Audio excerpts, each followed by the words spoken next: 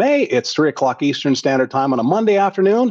That means that it's time to get back to our ongoing weekly series of discussions called Getting Started with Thinkorswim. And we can all relate to the frustration of having just the right kind of stock that we'd like to buy, but we can't seem to find anything that meets the characteristics that we're interested in. So today we're going to be focusing on the Scan tab in that Thinkorswim platform.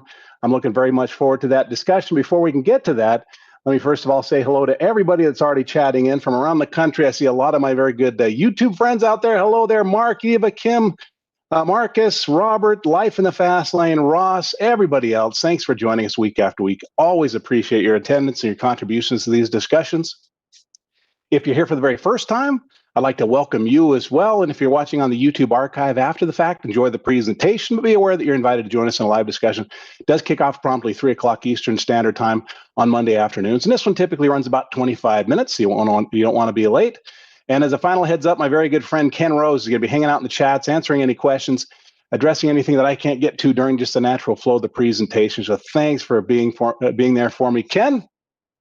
But let's get right into this. Very first thing that we always need to do is pause to consider the risks associated with investing.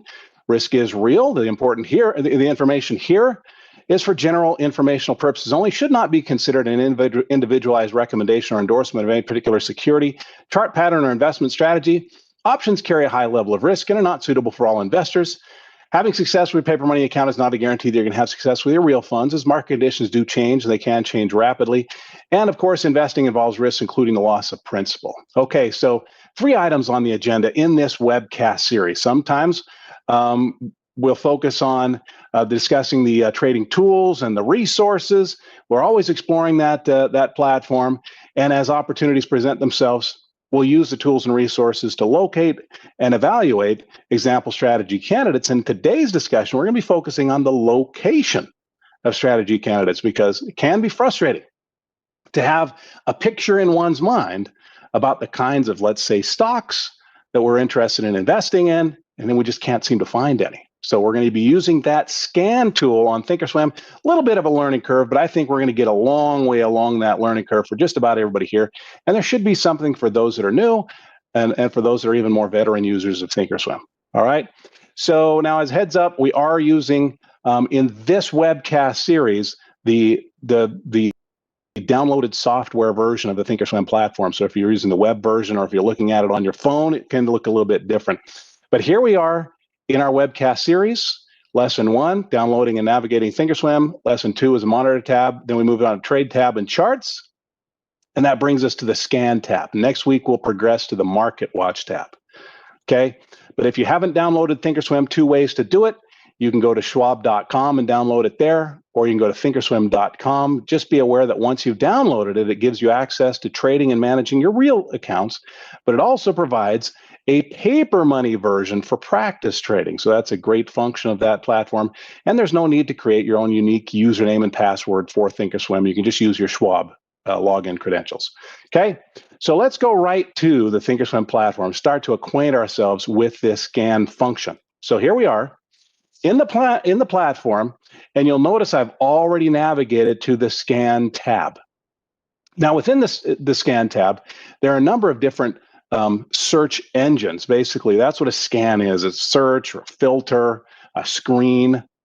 And we can be searching for stock investment or trade candidates. We could be looking for options, for all sorts of other types of investments. But for today, we're going to be focusing on the stock hacker, since this is kind of an introductory webcast series, and I want it to have as broad of an application for as many of our attendees as possible. But just be aware there are other sub-tabs we're not really going to be diving into today: the option hacker, spread book, and ISE spread book. Okay, but the stock hacker is where a user of Thinkorswim might go if they have this image in their mind of the kind of stock that they're interested in. They just want to be able to tell a search engine what it is they're interested in finding, and then the search engine goes out and finds those matching candidates. Now, of course, the performance of the scan is going to depend on one's ability to define what it is one is looking for. Today, focus is not on teaching, what might a stock investor be looking for. It's just how to use the tool. Okay, so let's get into the tool, the stock hacker. First thing that we can do, an initial functionality here, is we can provide some focus to our scan. We can tell the system basically where to look. Do we want to look at all stocks, or is there a specific slice of stocks that we'd like to be looking for? Maybe just S&P 500 component companies, or maybe we want to scan through watch lists that we've created for stocks meeting specific characteristics at a specific point in time.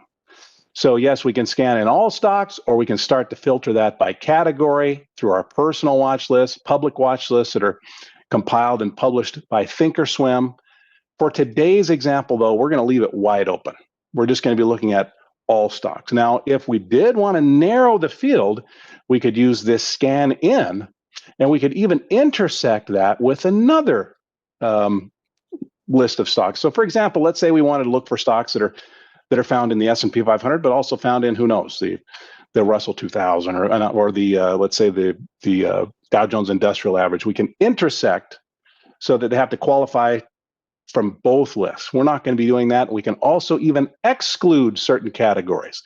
So I'll let you explore those on your own. Just know that if we do want to get very specific right from the outset with these scans, we can direct them to very specific corners of the marketplace.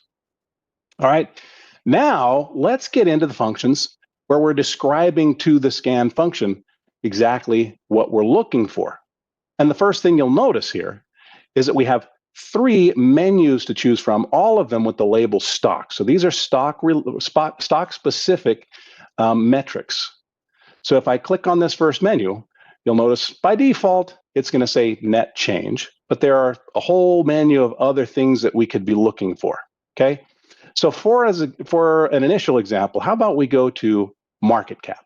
Market cap is just basically the size of the company. Maybe you've heard this phrase before. It simply refers to the total value of the stock according to its price per share and number of shares. So for example, if we have a company with, let's say, 1 million shares trading, and they're at $100 per share, that would be a $100 million company. Sounds like a great big company, but in the grand scheme of the US marketplace, that's a little tiny company. That would fall solidly in the micro cap category. But let's say for our example today, we want to look for billion or multi-billion dollar companies, okay? So we can set in here a minimum threshold for whatever metric that we've selected. So if we're looking for market cap, let's say I put in 5,000. Now this is not looking for stocks or looking for companies that are valued at a market capitalization of $5,000 or more. This is actually 5,000. You'll notice the $million right there, $M. That means that we're looking for millions of dollars. So this would be 5,000 million, or in other words, these would be $5 billion companies or larger. Now, as I apply this, keep your eye on this histogram, this bar over here to the right. And as I move over to the maximum, if this is our minimum, $5 billion, as I move to the maximum, you've noticed that the histogram display field has been contracted over to the right. And this is basically visually showing us how many of all of the companies out there, and there are really thousands and thousands that we're starting with, how many of them actually fall into a range of $5 billion in market capitalization or greater, going up to just the largest out there, which is multi-trillion-dollar companies at this point, which is crazy, kind of crazy to think about. In any case, there are about 2,800 companies of at least $5 billion or greater, and you can see that represented here. Now, another thing that we could do on thinkorswim, it's a nice little function here, is we can click and drag the histogram. And as we move that back and forth, you can see that's changing our minimum, or I could change the maximum using the other side. So this is sort of allowing us to visually select a range. Now, I'm not going to do that. Let's just set this maximum all the way back up to the maximum. And let's set our minimum back to 5,000 million or $5 billion. And now we have 2,797 companies that are currently matching all of our criteria. We only have one criteria. So let's move on to maybe a few more examples. How about for our next stock criteria? What if we were to use, let's say, the PE ratio? This is sometimes used as a value metric. None of these are the perfect metrics. I'm just using them for example purposes only. But let's say we have a value investor out there who looks for maybe a PE ratio Not lower than 8, but maybe not higher than 20. Just a multiple of price to earnings over the trailing 12 months. And a very low PE ratio sometimes is seen as a warning sign that maybe investors are not convinced that strong earnings are going to continue into the future. So maybe the current price is justifiable. That's just a simplification of what some might be looking for. But let's say that we have a minimum PE of 8, maximum of 20. All right, we can see here about this many companies, or in other words, another 2,700 meet that criteria. And there's going to be some overlap between this 2,700 and this 2,700. They're not the same group, okay? Well, let's add one more. How about, let's say our hypothetical investor is also looking for dividends. So we're going to choose the word yield, which is an annualized percentage return on current dividends compared to current price. And let's say that our investors out there looking for at least 2% yield. And maybe they want to put a cap at 6%. Maybe you might be wondering, why in the world would we want to cap the potential for yield on dividends? Well, for some, they might see a very high dividend as maybe maybe a potential warning sign. It can be difficult to sustain over the long term. It might also be a sign that prices collapsed and thrown the yield out of whack, or maybe they see it as a desperation ploy. Who knows? But in any case, let's just say that our investor is looking for multi-billion-dollar companies with a PE between 8 and 20 and yield between 2 and 6%. Okay, well, about 2,000 companies are paying between a 2 and 6% yield. Some of those are going to have a PE between 8 and 20, and some of those are going to have a market capitalization over 5 billion. Well, we can actually start our scan at this point. Let me just click scan. Let's see how many companies meet all 3 of our criteria. So out of thousands and thousands, there are 455 that meet all 3 of our criteria. Ryan says, can scans we save be used in both paper money and the regular account? The paper money and the regular account do work independently from one another. So a scan created in the one will not automatically move to the other one. It's a good question, though, Ryan. Okay. All right. So I think we need to do some more whittling here. Let's pare this list of candidates down a little bit more. Maybe we don't want to deal with hundreds at this point. Well, what's our problem? We've used up all 3 of our potential scan criteria. Oh, that's okay. We can actually add more filters. So these are our 3 current filters. If we go right up here, I can click on the plus sign and add other types of filters. Now, all of these are stock filters. So you can see we could add another stock filter, and this is going to give us the same menu of choices. So for example, maybe we wanted to add price as a filter. Let's say we wanted to look for stocks where the last price is at least, I don't know, let's say $50 with no minimum, okay? That should, if we scan again, all right, now we've gone from 455 down to 159 companies that are now meeting all 4 of these criteria. So we can add stock filters, additional filters, but you can see this is a comparatively limited menu. Might seem to be a pretty limited functionality overall for thinkorswim, but actually there is great depth to your scan capabilities in thinkorswim, and a lot of that can be accessed using this add filter tool. So we could introduce, let's say, some option filters. I'm not going to do that today. I'll leave that for another time, but just be aware, yes, we can look for options criteria. But how about we add a fundamental requirement? So what is fundamental analysis? Well, when we use the word fundamental when referring to stocks, what we're referring to specifically is the company behind the stock. If we're talking about what's happening on a stock chart, we usually refer to that as technical analysis. If we're examining the performance and maybe the health of the company behind the stock, behind the symbol, that's referred to as fundamental analysis. So how about we choose a fundamental filter? And now we have a whole new column of potential search criteria or scan criteria. So as we look down through here, you're going to see a lot of value metrics, a lot of maybe growth metrics. How about if we look for, let's see, we have size, we have a value metric here, we have dividends, we have price. How about if we look for an earnings requirement? How about earnings per share? Let's look at the profitability of these companies. So I'm going to filter earnings per share, TTM. The TTM stands for trailing 12 months. And how about we require that the company's at least generating some kind of profit? What if we set a minimum of $1 per share, earnings per share over the last 12 months? You might say it doesn't sound like a very demanding requirement. Well, actually, of the thousands of publicly traded companies out there, lots of them didn't make any money in the first 3 quarters of 2023 and the latter quarter of 2022.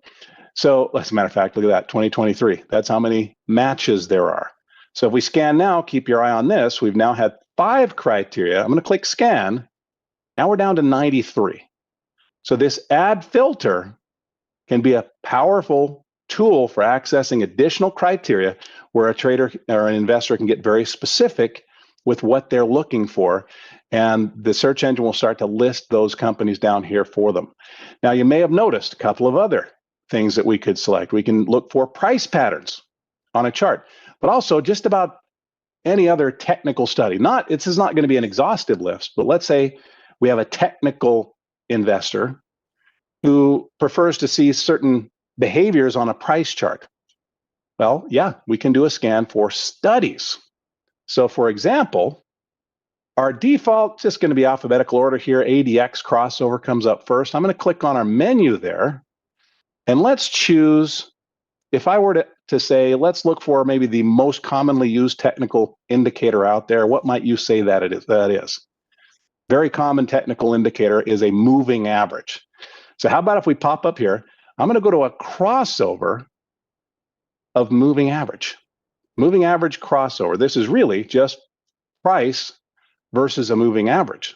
And let's say, or pardon me, it's a crossover to moving averages. So if you're not familiar with moving averages, they're basically, one of their primary functions is to serve as a trend line. Short-term, intermediate, long-term, depends on the moving average that's selected. But let's say we're looking for a moving average crossover of, I don't know, let's say the 10 period, let's say a 10-day moving average. And we'll keep it simple rather than going with like an exponential or a Wilders or a Hull. Let's go for a simple moving average crossing above.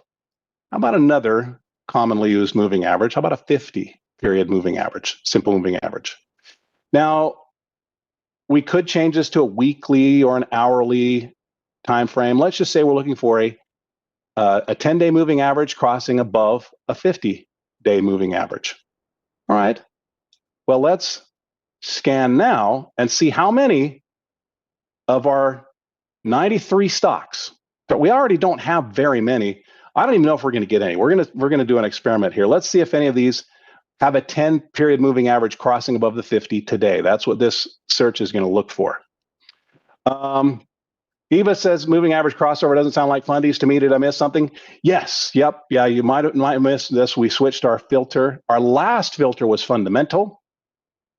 This filter is a study, a technical study. Yep. Good question, though. Okay, so let's scan. Fingers crossed. Maybe we'll get 2 or 3. Scan. Ah, look at that. We got 2.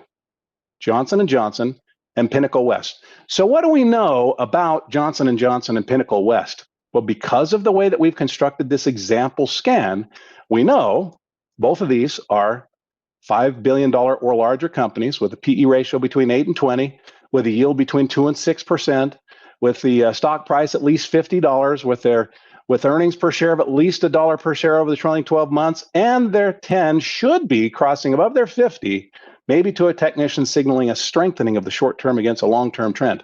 I know that's a lot. We're demanding a lot of these companies, but I did, before we kicked off this webcast, loaded up a 10-period moving average on a 50, and let's see if we were to go over to, let's say, P&W. That was one of our 2. Ah, look at that. The red line, that's our 10-period moving average, just crossed above the 50-period moving average. And for some technically oriented investors and traders, that may signal, well, it might be a new entry signal. Obviously, there could be a lot more to it than that. That's a simplification of chart analysis. But, for example, maybe they see this as a sign of weakness, a crossover back here or back here. Crossover here, a sign of potential strength. right? But let's go back to our scan function. My point here is, do we have the capabilities for looking for, let's say, one's favorite technical signal? Yep, we do. And even if we have a preference for a customized technical signal, we could do that as well. If we were to add, I'm not going to really get into this. Let's just add it quickly. Let's add a study. What if we were to do a custom study rather than choosing one from the default menu? We could set up what's called the conditional wizard. We could delete the current study. And I know this sounds like, ooh, conditional wizard, what is this? Sounds like a lot of heavy lifting. Not really, right? Once you've deleted the default study from there, it's very menu driven, pretty intuitive, at least in my view. Let's add a condition. Let's say we're looking for a study. That's what we're looking for here, where our simple moving average of, let's say, $10 is crossing above a study, let's say a simple moving average of $50. I've just reconstructed what we just looked for, but this tool allows us to customize things. Could I do a 10 versus a 30 and look, let's say, not just today, but within the last 5 days or the last 2 weeks? Could do that. Could I choose a different indicator, RSI or CCI, and set it up to look for a dip below, let's say, the 20 or the 30 line? Yep, we could do that. Anyway, I'll let those that are more comfortable with technical analysis explore that more on their own, but just be aware, you do have that customization available to you. Now, once we've found our list of candidates, the system's just going to start listing them down here. I'm going to remove this final criteria. Let's close this one out, and let's close this one out. You'll notice they're just little X's that allow us to delete them. And let's run that scan again. So we just get more. I just wanted to be able to show some additional functionalities. But by default, the system is going to be showing 50 stocks. We could ramp that up and show more. I'll leave it at 50. We could also filter by other criteria here. We'll leave this for stocks. And by default, they're sorted by symbol. Well, maybe we wanted to sort by, who knows, current price. We go to the menu here and sort by the last price. Okay, click scan again. And now instead of just being in alphabetical order, these are now shown lowest price to highest. In other words, they're going in ascending order. And we can change that order from ascending to maybe descending. Scan again, now highest price to lowest. All still meeting our criteria, just shows us different ways that these are displayed. So be aware that there are additional customizations that are available here. And even down in the display window of our search results, these columns are customizable. So by default, we're going to be seeing the symbol and the description and a lot of other potential metrics that might be useful to a trader or to an investor. But if these are not, let's say, the most useful columns, so for example, maybe we have a dividend investor that's looking for yield and yield's not being displayed here, these columns can be customized by clicking the little gear icon. So let's customize. Here's our current list of columns. Let's add yield to the mix. There we go. Yield or dividend yield, we're going to get the same effect. Let's just choose dividend yield. There it is. Let's move it up so it's moving it further left in our column display. How about we put that right next to, I don't know, maybe it's a high priority. Let's put it right next to the last price. Click OK. And there's our dividend yield. Give it a little bit more space. Just click and drag. Now we can see it. Right? So lots of customizations that we can do here. Final thing, of course, somebody's going to say, well, I've done all this work. Can I save it? Yep. Right up here in this little 3 dots, 3 dashes menu, we can save our scan. Let's maybe just call it whatever name is important to us. I don't know. Maybe we just call it dividend stocks for this example. Just save that. And then if we were to shut down thinkorswim and come back a month from now, and we wanted to, let's just reset all of this. And we can do that. Just click the menu above and reset. Now we got a blank slate. If I wanted to run that same scan, just come back to our menu, load that scan query, and if this was a personal scan that we just created, there it is. Scan, and we found it. So, guys, it's a great tool. Obviously, so much more that we could do with this, but I think this has been a very good introduction. I guess one last thing that I will show is that if you're looking at these columns and you see one that's maybe the most important to the investor, they can just click on that column heading and sort by that metric. So, for example, now we're listed from highest dividend yield to smallest or lowest. Okay. But yeah, we've accomplished what we set out to do today. When I kicked things off, we wanted to explore that thinkorswim navigation, specifically the scan tool, and use those tools to locate potential investment candidates. I hope you've enjoyed this discussion. We do this every Wednesday. I hope you put it in your calendar to join me again next week. If you're not subscribed to our channel, please do that. So it's just Trader Talks webcast from Schwab Coaching on YouTube. It's a great place to follow the live streams and also to find the archives for previously concluded webcasts. And also, if you're not following me on X, please do that. You can just go right to X, find me at Cameron May CS, and you can see, for example, here's a question I threw out to my followers. What's the name of this apparent price pattern on a Russell? It's not a recommendation for the Russell, obviously, but just wanted to get some input. And if you reply to one of my posts, I just try to reply right back to you. Okay. But everybody, thanks for giving me your time today. Time for me to set you loose. Liz Ann Live is next. Go enjoy that webcast. I will definitely see you again next Wednesday.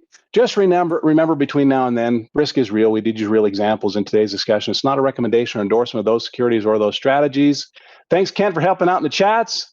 I'll look for you again next Wednesday, but I'll look for you on webcasts or on X. But whenever I see you again, until that moment arrives, I want to wish you the very best of luck. Happy trading. Bye-bye.